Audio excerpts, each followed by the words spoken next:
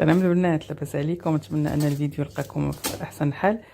ما بغيتش نقطع نهضر في الاول ديال الفيديو باش تشوفوا ديك التقرميشه ديال الخبز وتشوفوا تسمعوا ديك التقرميشه ديالته.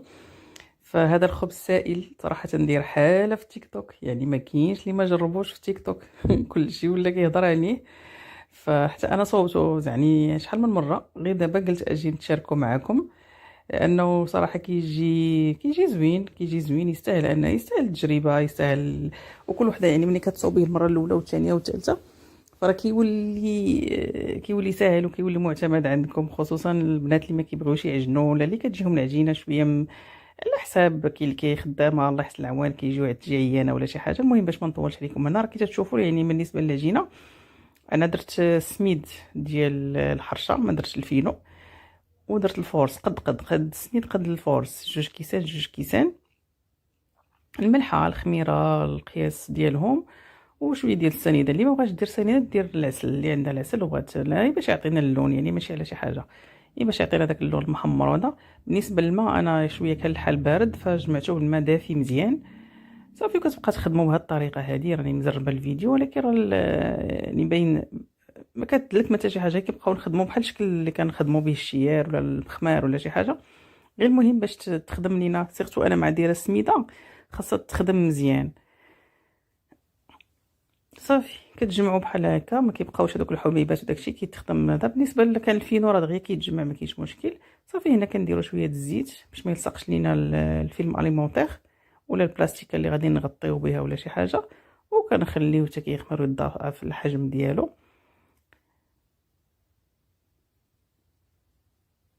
من بعد ما خمر كي تشوفوا هو هذا كياخدش وقت بزاف، دغيا كيخمر وصراحه ساهل وكينقص تماره. مابقاش داك الواحد يبقى يدلك بزاف ويخلط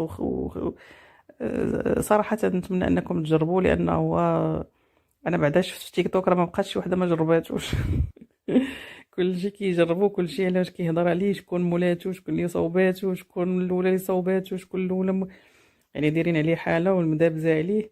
فالمهم حنا هو النتيجه هو اننا كنستافدوا. جا نجيبوا اللاطه حاجه اللي كيلصق ليهم عاوتاني، فانا صراحه عمرو ما لصق لي في اللاطه، يا سواء درت الورق ديال الطبخ او لا ما درتوش بحال. انا هنا شديت اللاطه دهنتها غير بشويه الزيت ودرت ليها شويه ديال السميده غشيتها بها.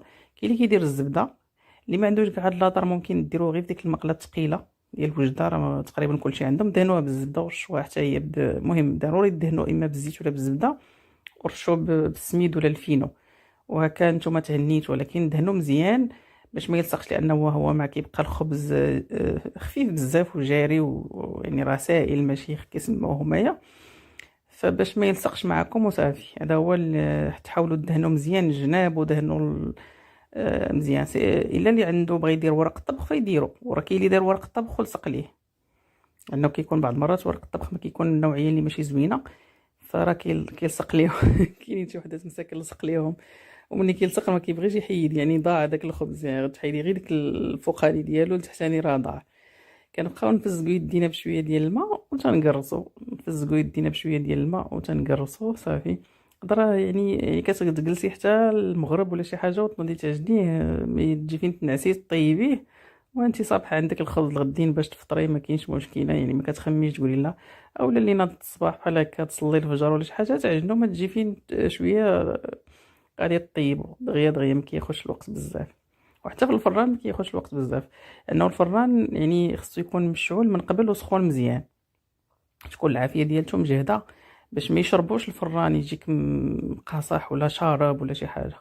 صافي كنبقى ندوز يدي بحال هكا وكتقرصي فيه حتى كتقرصي الجناب مزيان. وهذا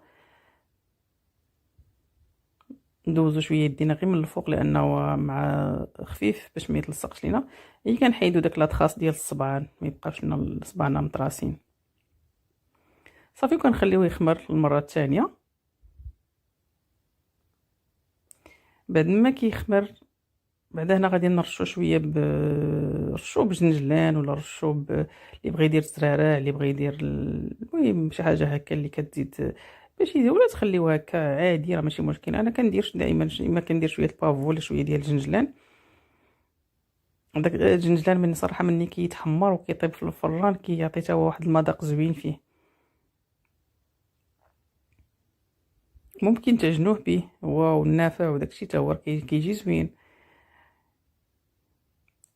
ممكن انكم تخلطوه مع الطحين وداكشي ويتعجن به، راه كيجي زوين هو والنافع ولا حبه حلاوه ولا شي حاجه، راه كيجي زوين. صافي كنغطيوه ونخليوه حتى كيخمر. بعد ما غيخمر شتي كيفاش كيمشي في لاطا ويجي، يعني راه باش تعرفوا راه خفيف بزاف.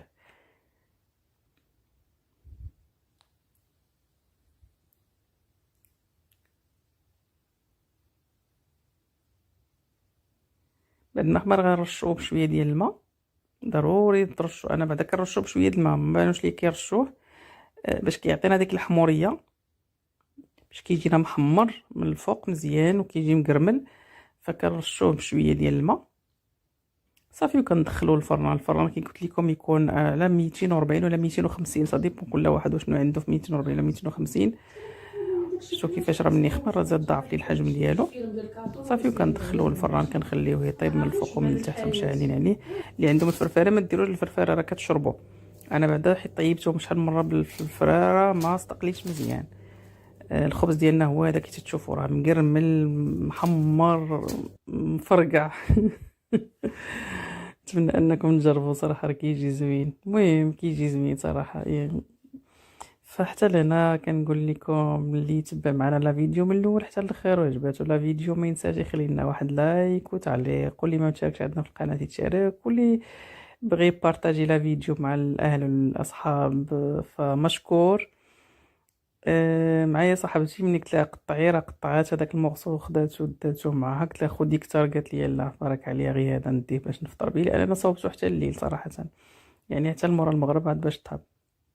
هنا راه باقي سخون بزاف، علاش كيبان لكم كدوز الموس كيتقطع لانه باقي سخون، ما خليناهش حتى برد.